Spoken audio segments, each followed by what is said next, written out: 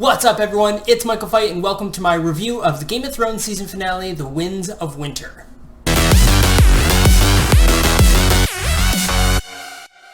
Alright guys, so this one's going to be crazy intense, so we're gonna rip through it as fast as we can. So the episode starts off where Dorne getting its chance to come back after literally like one reference the entire season. So we see that Dorne is being referenced and that Mother Tyrell is actually pairing up with them, and out of nowhere steps the Spider. So we know that that is going to tie in where they're going to pair up to defeat the Lannisters and all those people there, and they're going to eventually pair up with the Targaryens. So with Daenerys. So that's going to be insane. That's going to be a really big one.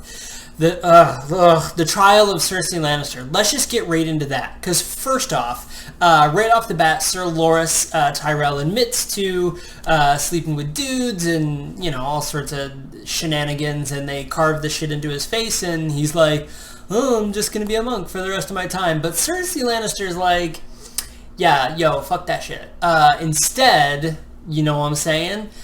She hides away her son and kills the old guy Maester. So the old guy Maester was kind of a weird one, right?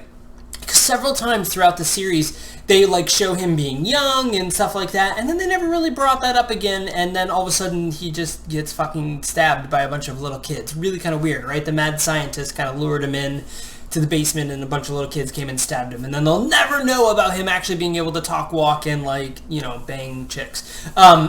So anyway, so Cersei Lannister, dude, if there ever was a perfect definition of savage, it would be fucking Cersei Lannister. Oh my god, that chick is crazy. So Cersei Lannister decides, you know what, I'm not going to show up to my trial. Instead, I'm going to blow up the entire city center.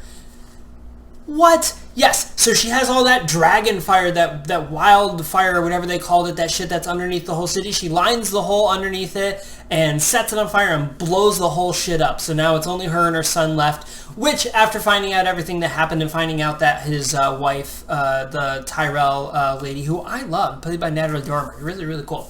Anyways, finds out that she dies, he actually jumps to his death. So now Cersei Lannister, she's queen again, and the episode, the season ends with her being crowned queen, and now she is back to being queen, and Jaime Lannister shows up just in time. Oh, and she catches that weird woman, the one that was with the bell, yelling shame, and she's gonna torture her like crazy. So like, yeah, she's kind of fucked up.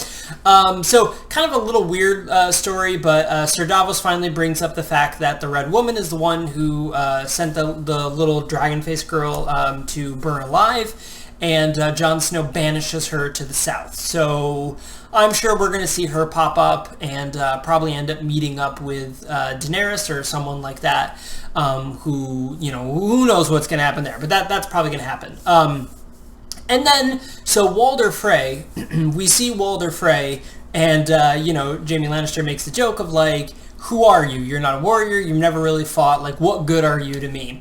And so some, you know, random woman keeps coming up and serving him food, in which we find out that, in fact, she was serving him his own sons to him. And then just before that, the girl rips away her face to reveal fucking Arya Stark, the coolest fucking character. God damn, is she cool. Man, was that freaking cool, right?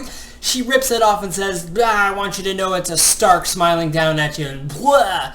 Arya Stark, man, she's just gonna weave her way up and killing everyone, because Jaime Lannister's next. Jaime Lannister's on that list, so is Cersei Lannister, so that's shit's gonna get real with Arya Stark. I think that's gonna be pretty cool.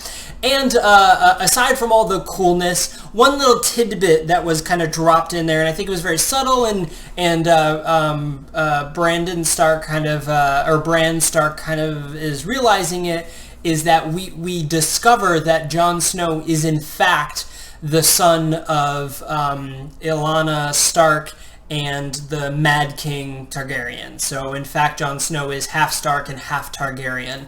And we basically learn this in the episode, in that Ned Stark's sister gave him Jon Snow to protect. So Jon Snow isn't even Ned's son, it's actually the son of a Targaryen. So he is in fact a Targaryen, but he's half Stark too.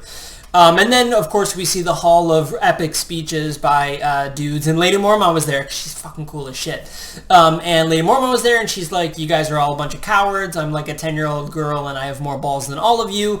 And we should all praise Robb Stark. And Littlefinger's in the corner being fucking creepy after trying to hit on Sansa. And Sansa's like, boy, please. So that's going to be a mess. Littlefinger's going to be up to some shit. So season 7 is going to be quite insane, let me tell you. But of course, at the very end of the episode, we learn, or at the very end of the episode, we learn that Daenerys Targaryen is on her ships. She has her dragons, she has her army, and here she goes. She's about to hit land, and everything's going to happen. So the White Walkers are going to breach the wall. Daenerys Targaryen's going to come in. The Dorne Spaniard army is going to come in. We have the whole mini war of the Starks and Lannisters is going to happen. Like, a lot of crazy shit's about to happen in the beginning of season 7. Of course, we all know it's going to be something really cool in the beginning of season 7. About 8 episodes where people talk and you're kind of like, wait, what's going on? And then 1 episode where you're like, oh, that's what happened. But anyways, guys, this season's actually been pretty explosive in my opinion. I think they did a really good job of pacing it. I never really felt like there was a huge lull in the entire season, although I did feel there was lull throughout episodes. But that's all, guys. So Game of Thrones reviews are over. We're going to have to pick another show. It'll probably be Westworld. We'll check that out come October. But if you only came to my channel for the Game of Thrones stuff, I will see you guys again in a year. You can fuck off. Bye.